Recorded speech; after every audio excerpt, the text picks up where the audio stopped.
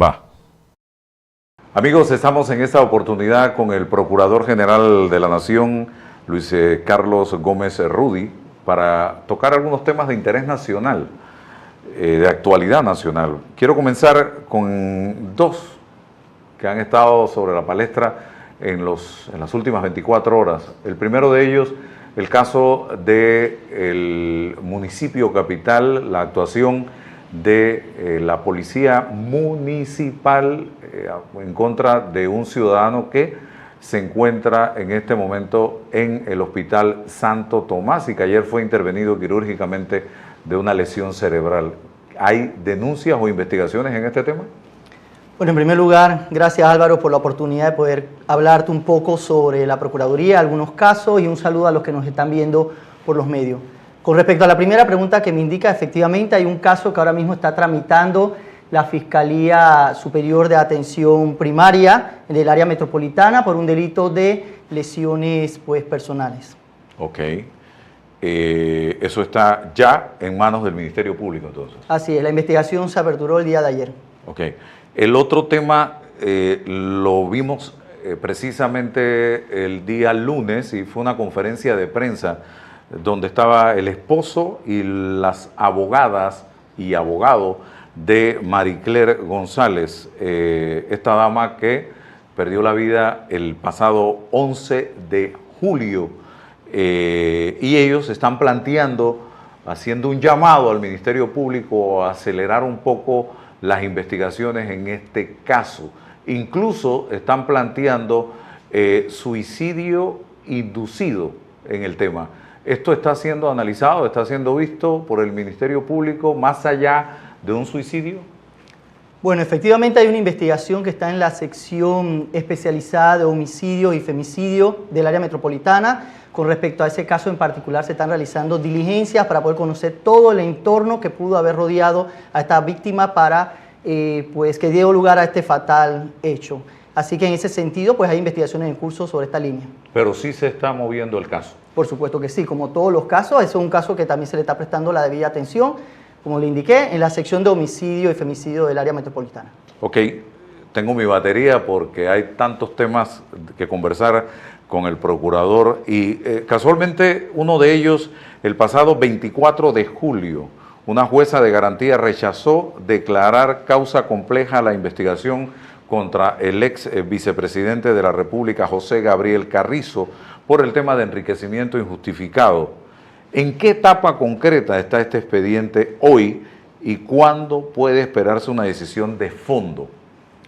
Bueno, recuerda que ese caso inicia a través de un informe que remite la Contraloría General de la República en base a enriquecimiento injustificado. Ese es el delito que en su momento fue imputado. Tal y cual lo has indicado, la fase de investigación formal concluyó. La señora fiscal solicitó prórroga en su momento y que la misma fuese elevada a causa compleja para dar oportunidad a realizar otras investigaciones que entiende eran importantes dentro de su proceso. Sin embargo, esto fue rechazado por la juez de garantías.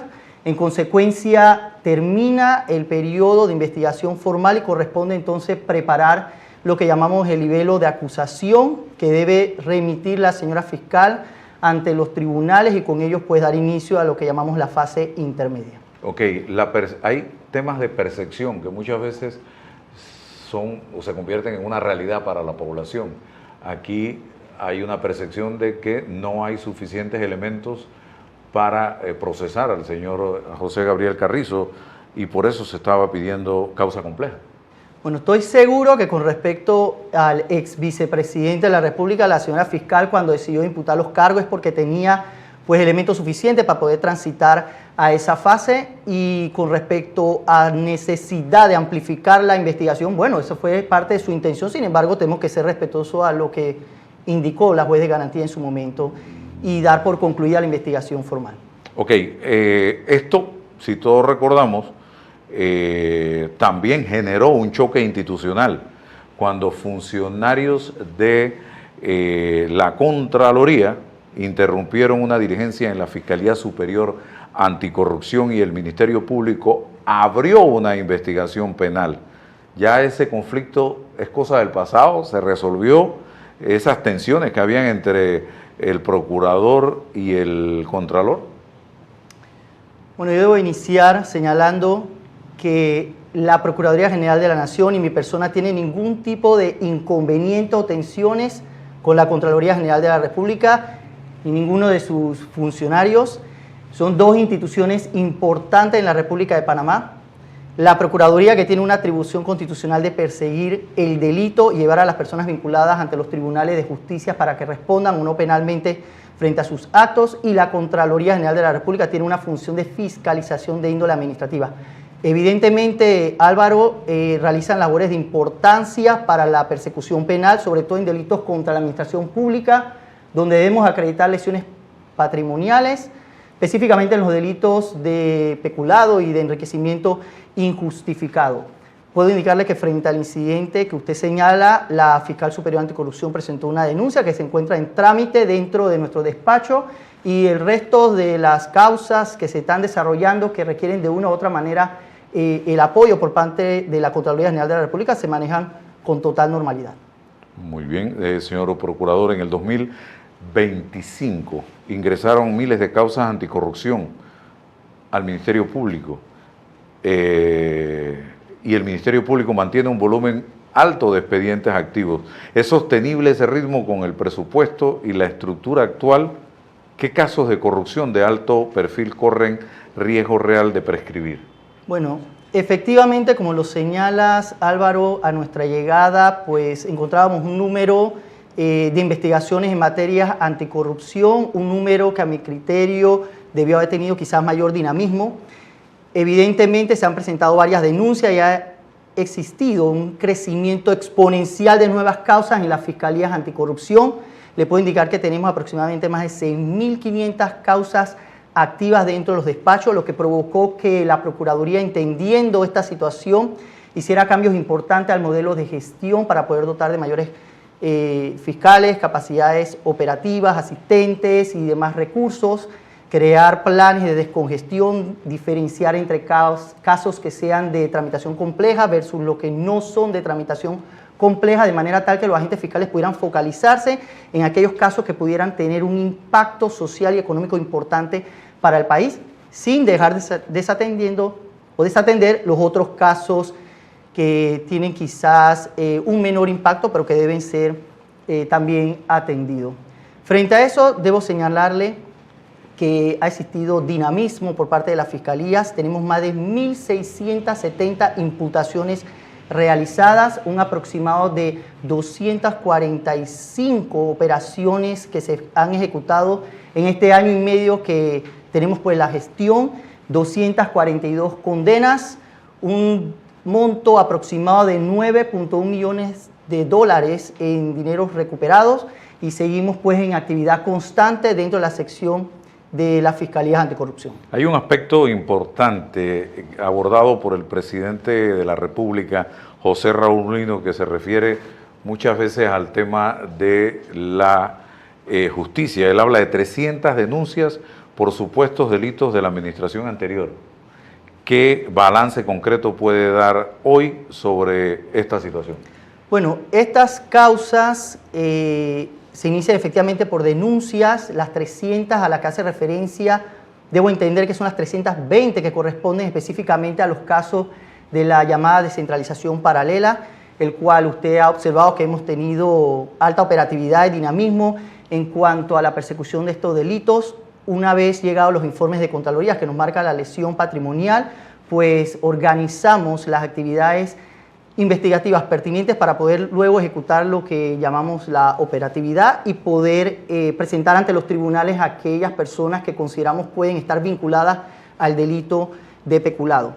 Evidentemente, un número importante de denuncias que tienen estas fiscalías, a la cual se le está dando total y rápida atención dentro de las capacidades operativas que tienen pues el Ministerio Público en términos generales. ¿Usted tiene alguna estadística de cuántas han terminado en imputaciones o acusaciones formales? Bueno, ya le cuento, como le estuve indicando, Álvaro, de estas 320 denuncias tenemos aproximadamente unas 42 que ya han sido judicializadas, porque recuerde que hay informes de Contraloría que vienen con lesión patrimonial y otros que vienen sin lesiones patrimoniales. Hay otras de descentralización en cuanto a informes de Contraloría que han llegado, pero que han requerido una ampliación de este informe porque han existido algún tipo de elemento de convicción dentro de la carpeta que apunta a una dirección distinta y requiere pues aclaraciones pertinentes antes de llevar estos casos a imputación. Operación Pandora, el caso de los créditos fiscales, la Dirección General de Ingresos, 40 millones de dólares de por medio. ¿Qué podemos esperar de una investigación de esta naturaleza que fue encabezada por el propio Procurador General de la Nación y donde hay, señor Procurador, una gran expectativa de que puedan haber intocables en este caso? ¿Qué puede decirle usted a la comunidad? Bueno, el mensaje inicial es que en temas de corrupción, la Procuraduría General de la Nación va a ejercer un combate frontal frente a estos actos.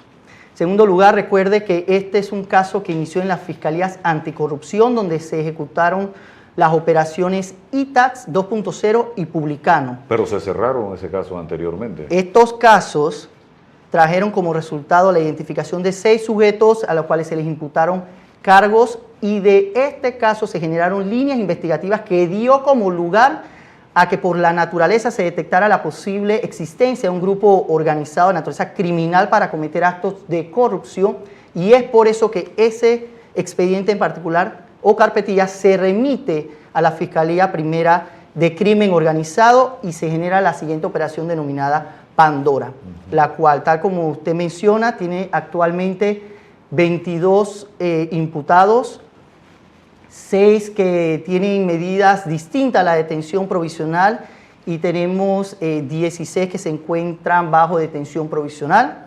Obviamente las defensas están realizando sus actos pertinentes para lograr esa revisión de esas detenciones. En el día de ayer tuvimos algunas audiencias relacionadas a esto, en lo cual 8 defensores desistieron, 8 ya terminaron sus alegaciones y en el caso particular el señor fiscal también presentó sustentación en apelaciones por algunos individuos que se le dio una medida distinta a la detención provisional y que considera que los riesgos ameritan para aplicar pues detención provisional. Efectivamente, alta expectativa. La Fiscalía de Crimen Organizado está siguiendo de manera constante en esa investigación para poder identificar todos los actos que puedan concluir a un engranaje que llevó a este acto de corrupción, entendiendo que también existen otras modalidades como falsificación de documentos, blanqueo de capital y por supuesto al detectar estructuras, pues la imputación del cargo de delincuencia organizada. Y siguen las investigaciones. Esa es una causa que ha sido elevada a causa compleja. Juez de garantía otorgó 8 meses de investigación, los cuales pueden ser prorrogados en la medida que sean necesarios y así serían solicitadas. No hay intocables en un caso como este. En ningún caso que tramita el Ministerio Público hay intocables. Aquí se investigan hechos que puedan constituir delitos y lograr vincular a las personas que lo hayan cometido para presentarlo ante los tribunales y que sean esto lo que determina la responsabilidad penal o no de esos sujetos. Procurador, ¿este tipo de situaciones se remontan hace muchos años atrás o esto es de reciente data? Esto de bueno, los créditos yo creería fiscales, que en Panamá hay diversas corrientes que dan a entender que han existido actos de naturaleza criminal en algunas instituciones, específicamente de índole de corrupción. Yo les puedo hablar lo que corresponde a nuestro periodo, reiterarle que nuestra finalidad es erradicar estos fenómenos y tratar de salvar nuestras instituciones de manera tal que se trabaje en forma transparente y honrada como debe realizarse dentro de las mismas. El discurso también de la puerta giratoria bendita del presidente de la República se aplica con más fuerza, ha señalado, a delincuentes de la calle que a personas del entorno político o con poder económico. El caso del Ministerio Público investiga con la misma intensidad a un pandillero que a un funcionario o político o a un empresario. Álvaro, todos los casos en el Ministerio Público tienen su importancia por su naturaleza y se trabaja con el mismo rigor que es así como lo señala la ley. Caso particular, podemos entender que existen casos de corrupción que por el impacto social, la existencia quizás de estructuras dentro del engranaje de poder, sectores políticos, pues llame la atención de la ciudadanía y que se requiera también atención, y eso estamos en todos los días realizando. Pero de la misma naturaleza se atienden los otros fenómenos criminales. Puedo indicarle que en materia de pandilla, que es lo que usted hace referencia, tenemos aproximadamente 180 pandillas, entre algunas principales y otras células radicadas en diferentes sectores, pero hemos realizado más de 20 operativos múltiples con más de 420 personas imputadas y 122 personas ya condenadas por tema de pandillerismo. Entonces, comprenderá que sí existe actividad rígida para poder perseguir también a los pandilleros, como señala usted. Aquí, uno de los temas en los que el presidente se ha enfocado más es en eso precisamente.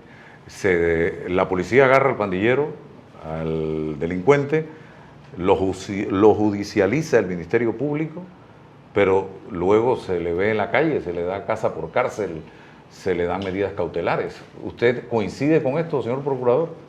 Y si esto lo trauma, lo frustra a usted como autoridad.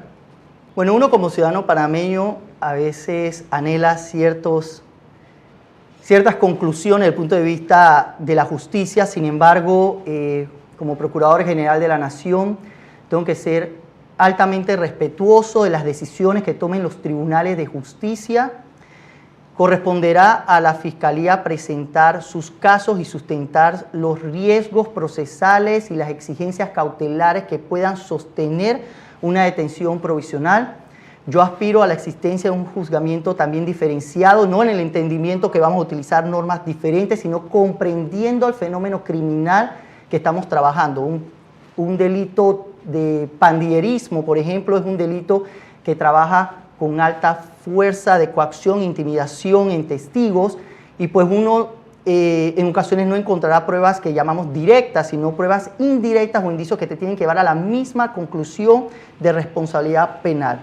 En ese sentido, cuando tenemos estos tipos de actividad investigativa, estamos hablando en ocasiones de estructuras criminales locales y se maneja también información de inteligencia que tratamos de darle forma de elemento de convicción o prueba suficientemente fehaciente para que un tribunal quede convencido de lo que corresponde en su momento es aplicar una detención provisional frente a ese sujeto. Procurador, el tema de la corrupción. Usted presentó 2 proyectos de ley para agilizar precisamente la lucha anticorrupción. Ambos fueron rechazados en la Comisión de Gobierno. ¿Qué buscaban exactamente estos proyectos y qué alternativas está impulsando el Ministerio Público en este momento ante ese vacío que se ha presentado? Sí, mire Álvaro, efectivamente al llegar a la Procuraduría General de la Nación nosotros también entendíamos el clamor social de poder tener casos relacionados a actividad investigativa contra actos de corrupción que se dieran a la mayor velocidad posible en estricto respeto obviamente de los derechos y garantías que corresponden a las personas que son investigadas. Buscábamos en la presentación de estos 2 proyectos lo siguiente. En un primer proyecto, hacer una modificación al Código Penal, es decir, una modificación al aspecto sustantivo, que son los diversos delitos que componen el título de delitos contra la administración pública, y poder llevarlos a una penalidad consona a lo que está sucediendo dentro de la República de Panamá. En ese sentido, se presentaban modificaciones a delitos que a mi criterio y a criterio de los fiscales que realizaron la labor de examinación del código y presentaron y armaron pues la propuesta, existen delitos que tienen penalidades muy bajas. Por ejemplo, el mismo delito de corrupción tiene una penalidad de 2 a 4 años de prisión. Este es un delito que es el delito insigne en esta materia, pero que si se aplica la penalidad más alta, es decir, de 4 años, si la persona es delincuente primario, es decir, que antes no ha delinquido, lo más probable es que reciba un reemplazo de la pena. Entonces no logramos una certeza de castigo real frente a los fenómenos delictivos de estas temáticas. De igual manera, la penalidad está estrechamente ligada al término de prescripción de la acción penal. Y si tenemos tipos penales o delitos cuyas penalidades son muy bajas, las probabilidades de que prescriba el caso una vez está siendo investigado el mismo, pues obviamente se potencializan o son altas. En ese sentido, por ejemplo, tenemos fraude de contrataciones públicas, tenemos el de recibir dinero sin prestar el servicio, las llamadas botellas, que son penalidades tan bajas que lo más probable es que uno pueda identificar una posible prescripción de la acción penal antes de llegar a una imputación, que sería el momento jurídico para interrumpir esa prescripción. Eso es con respecto a la modificación del Código Penal, lograr certeza de castigo y hacerlo pues cónsono a la realidad de lo que sucedía en Panamá. El segundo proyecto era un proyecto que buscaba hacer reformas integrales en el área procesal, de manera que pudiéramos encontrar investigaciones mucho más ágiles, oportunas y que dieran respuesta al país en un tiempo que sea justo en su medida. Para eso habría que verificar temas de reglas procesales. En esta iniciativa legislativa buscábamos, en primer lugar, por ejemplo, que las instituciones se constituyeran en querellantes de forma obligatoria, es decir, tener a la víctima institucional dentro del proceso, porque de hecho son las que solicitan el resarcimiento de la acción civil, el resarcimiento o la acción civil la promueven dentro del proceso penal. Y esto pues es de esencia en materia de delitos contra la administración pública, lograr la recuperación. De igual manera buscábamos acortar tiempos para que las instituciones o empresas frente a requerimientos fiscales nos dieran las informaciones para poder seguir construyendo la investigación o desarrollando las líneas que eran objetos de investigación. También potencializábamos lo que es la libertad probatoria, que es un principio que ya descansa en este nuevo modelo procesal penal, pero que de una u otra manera hay posiciones jurisprudenciales que nos atan a determinadas pruebas, específicamente en materias, por ejemplo, de lesiones patrimoniales, donde se nos exige informes emitidos por la Contraloría General de la República, pero también entendemos que existen otros elementos que nos pueden llevar a la misma conclusión, llámese informes de auditorías internas, informes de auditoría forense del Instituto de Medicina Legal y Ciencias Forenses, informes levantados por sectores de, digamos, universidades oficiales, entre otros que de una u otra manera se constituyen en pruebas también periciales que se van a someter a un contradictorio y a un derecho de defensa por la contraparte.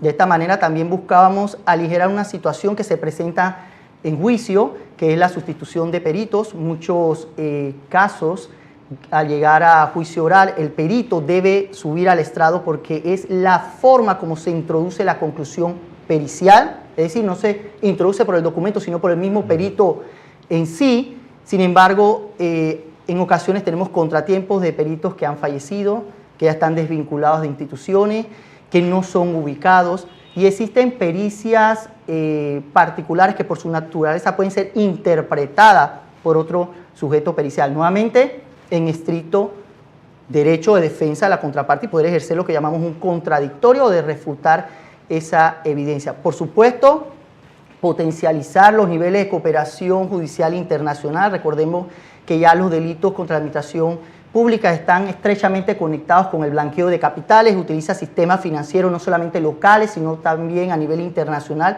y en ese sentido poder fortalecer este tipo de cooperación judicial internacional, así como fortalecer las herramientas y técnicas de investigación dentro de estos procesos que por su naturaleza son vitales que pudieran realizarse. Esos son algunos de los ejemplos que podría indicarles de lo que buscábamos con esta ley general anticorrupción. Importante, se me olvidaba señalar también, aumentar los plazos de prescripción de aquellos delitos que eran de esta naturaleza para poder evitar algún tipo de infortunio frente a prescripciones de la acción penal y lograr pues llegar a unas conclusiones de estos casos. Insistirá usted, y le hago la pregunta, porque en la más reciente encuesta de la Estrella de Panamá, la corrupción sale en primer lugar como uno de los problemas que más preocupa a la población panameña, y de segundo el desempleo, pero la corrupción muy pocas veces la había visto yo como una preocupación de los panameños. Bueno, existieron proyectos que presentaron otros diputados en la misma línea en sesiones posteriores legislativas y también fueron rechazados. La Procuraduría General de la Nación va a apoyar todos los proyectos que vayan encauzados como indiqué, a un combate frontal a la corrupción y, por supuesto, a aquellas reglas procesales que nos permitan aligerar investigaciones, eso sí, en total respeto a los derechos y garantías fundamentales que tienen los individuos que son sujetos de investigaciones. En consecuencia, siempre tendrá el apoyo por parte de esta Procuraduría y de los agentes fiscales, estoy seguro, con respecto a esta temática. Casualmente en la Asamblea hay un proyecto que ya fue aprobado en primer debate y que pretende el comiso de bienes a los implicados en delitos de trata de personas, tráfico ilícito de drogas y tráfico ilícito de migrantes. En ese sentido, el Ministerio Público está apoyando este proyecto, señor Procurador. Sí, por supuesto, Álvaro, efectivamente estas son modalidades de delitos precedentes a la delincuencia organizada de alta observación internacional. La Procuraduría en el mes de abril del año 2025 emitió una opinión técnica frente a este proyecto, respaldando el mismo, señalando que lo veíamos como un proyecto altamente positivo para el país. Y es importante señalar que este proyecto, al buscar dar golpes financieros a las estructuras de criminalidad organizada, permite entender que efectivamente este es el mecanismo para lograr su verdadera desarticulación. Es decir, podemos encarcelar a cuantos individuos de estos grupos criminales, pero van a volver a incorporarse a la estructura. Lo que se debe hacer es darle golpe a esa capacidad financiera para que no puedan volver a restablecerse y, por supuesto, pues generar todos estos delitos emergentes que atacan pues a la sociedad panameña. Entonces, si hay un respaldo de parte del Ministerio Por supuesto, Público. Formalmente ya nosotros presentamos en abril del 2025 nuestra posición viendo esto con un aspecto altamente positivo. De hecho, dimos algunas sugerencias con respecto a la técnica de redacción legislativa que debería tener. Sin embargo, esto es del órgano legislativo y le corresponde tener a ellos que decidir si este proyecto debe transitar a su siguiente debate y ser ley de la República. Y lo que decidan, pues obviamente la Procuraduría respetará la decisión de la Asamblea de Diputados. Habló usted de la imprescriptibilidad en el argumento anterior. ¿Apoya usted estos proyectos que se han presentado y que no han tenido tampoco la acogida en la Asamblea sobre imprescriptibilidad?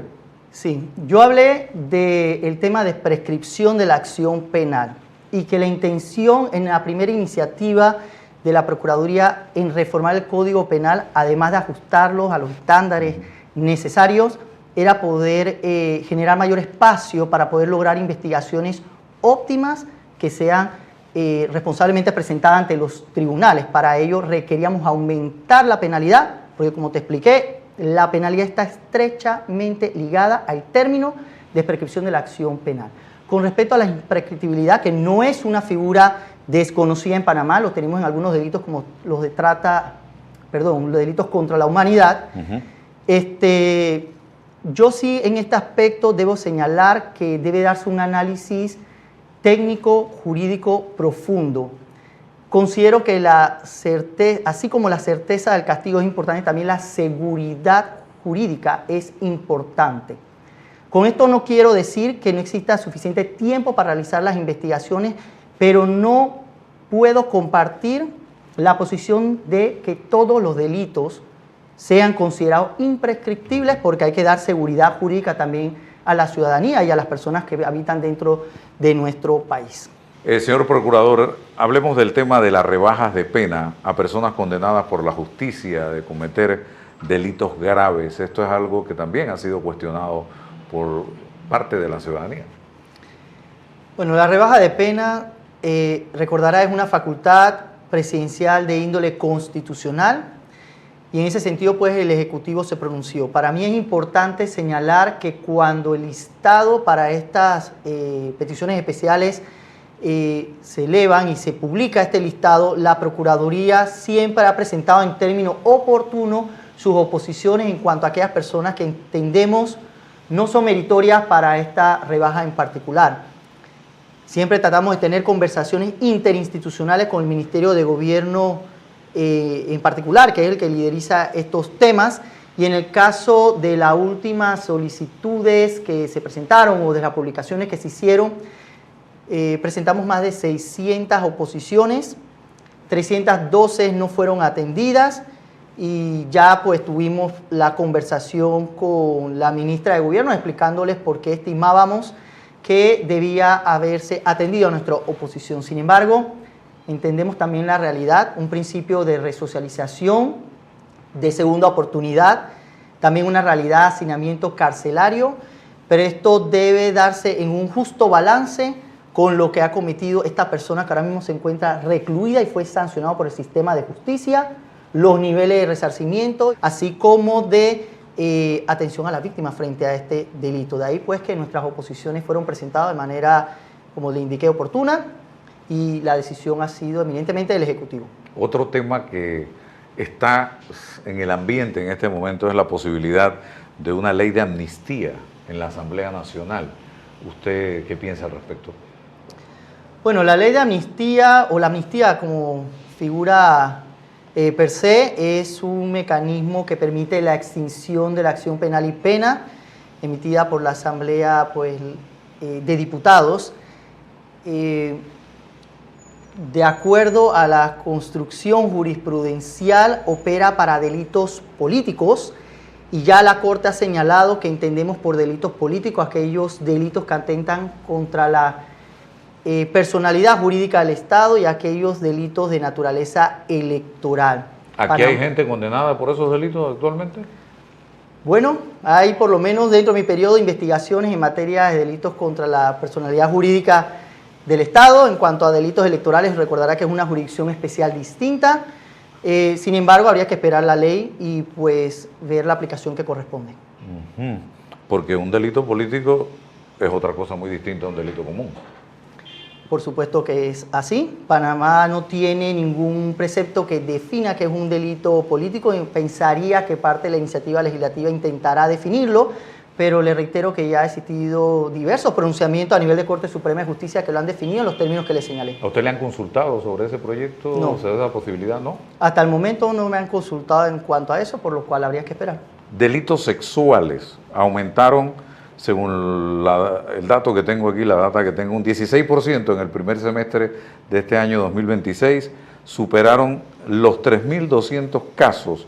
¿Qué están haciendo ustedes como Ministerio Público concretamente para fortalecer el tema de la atención y persecución de estos delitos?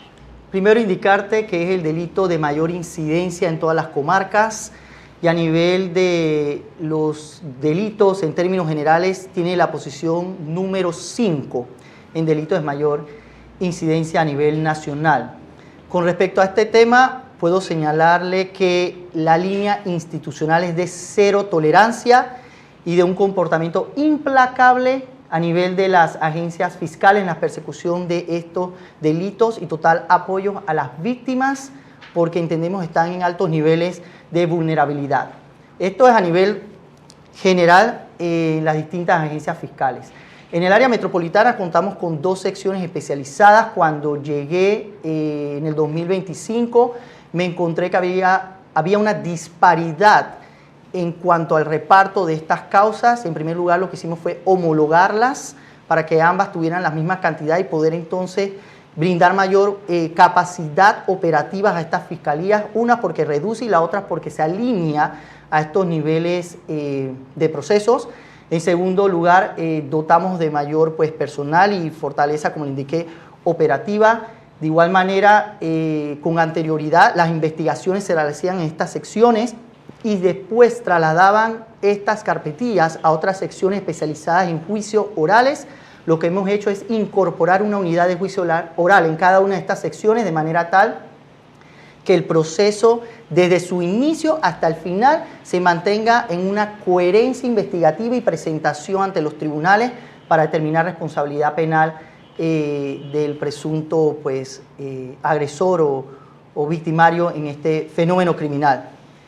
Por supuesto, hemos hecho constante labor de docencia a nivel de padres en los centros de salud del Ministerio de Salud, de igual manera en las unidades locales de atención primaria de salud de la Caja del Seguro Social, explicando sobre el entendimiento y la obligación de tener que denunciar este tema. También hemos hecho jornadas de sensibilización sobre este fenómeno en nuestros brazos auxiliares de Policía Nacional, que son los que primariamente reciben este abordaje en estas escenas delictivas. De igual manera, jornadas a nivel educativo, en centros escolares y, por supuesto, utilizamos también la Comisión Nacional para la Prevención de Explotación Sexual con las PREDES en nuestras sedes para poder ir ilustrando sobre las diversas formas en cómo este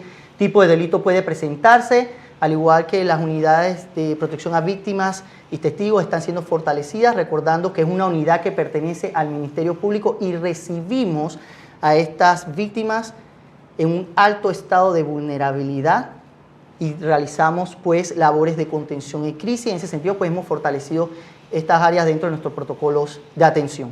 El tema de las alertas Amber.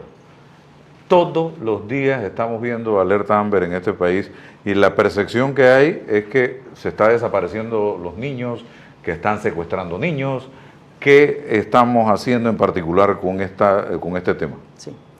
Recordemos que la alerta Amber se aprueba la ley 469 del 2025. Esta es una ley que amplifica las posibilidades de subir estas alertas. Por lo tanto, hay mayores niveles de información cuando un menor pues, se desconoce su paradero. Esto en automático pues, genera el inicio de una investigación. Para el mes de marzo del 2025, nosotros frente a esta nueva legislación que iba a ser aprobada o modificada, pues decidimos crear la unidad especializada de personas desaparecidas de manera tal que pudiésemos sacar de las secciones de homicidio y femicidio, que eran los que inicialmente veían estas desapariciones, poder trasladarla a una unidad que sea especializada y focalizara sus esfuerzos en la recuperación o localización de los menores, en el caso de la alerta Amber, y por supuesto de adultos también como personas desaparecidas. Felizmente el gobierno pues, ha apoyado y ha visto con buenas luces esta iniciativa y nos ha permitido a través de un crédito extraordinario poder crear la Fiscalía Superior de Personas Desaparecidas, la cual está en reciente implementación para poder robustecer sus capacidades pues, de investigación y de localización mucho más oportuna en personas que se desconocen sus paraderos y pues tendríamos que indicar que tenemos 90% de efectividad. Recibimos en el último informe que se me entregó un aproximado de 1.200 personas desaparecidas y un aproximado de 1.010, 1.020 personas que han sido localizadas. Es decir, se ha trabajado de una manera muy coordinada, planificada, también con brazos auxiliares que nos colaboran en las búsquedas para poder ir aminorando ese sentimiento de constante desaparición de individuos dentro de la República de Panamá. Procurador, ya para terminar, usted tiene 1 año y medio de estar en el cargo, ¿cierto? Así es, 1 año y 7 meses. ¿Cómo quiere que lo recuerde el pueblo panameño la gestión suya como procurador, que se supone deben ser 10 años, y solo ha habido desde 1989 a la fecha un procurador que ha cumplido con su periodo constitucional de 10 años? Así es.